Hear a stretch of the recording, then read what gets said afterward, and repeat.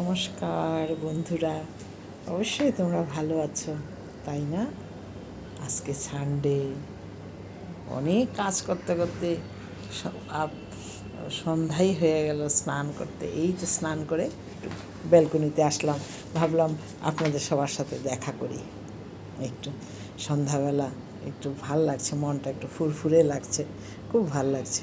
বন্ধুরা, আপনারা তো আজকে সানডে দিন অবশ্যই ঘুরতে বেরিয়েছেন। অবশ্য সন্ধ্যাবেলা তো সবাই ঘরে ঘুরে আসবে, তাই না? হ্যাঁ।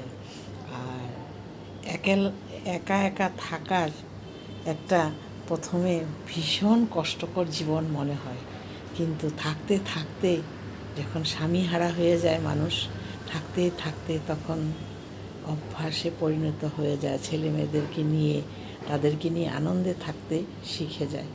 একা থাকতে শেখাটা সবারই, যার স্বামী নেই তাদের অনেক দরকার। এটাই আমি মনে করি। আমি এখন ছেলে মেয়েকে নিয়ে খুব আনন্দে আছি। আমার ছেলে মেয়ে সব দুজনেই ওয়েল সেটেল, কাউকে নিয়ে কোনো অসুবিধা নেই। হাজব্যান্ড বাড়ি ঘর গাড়ি সব করে গেছে, পেনশনও আছে। মোটামুটি আমি সুখেই আছি, কোনো দুঃখে নাই। মোটামুটি বলতে লাগে না, আমি খুব সুখে আছি। একা থাকতে শিখে গেছি আর কি। ছেলেও কাজে ব্যস্ত থাকে, মেয়েও কাজে ব্যস্ত থাকে। আমার তো ঘরে একাই থাকতে হয়, সেই একা থাকতে শিখে গেছি।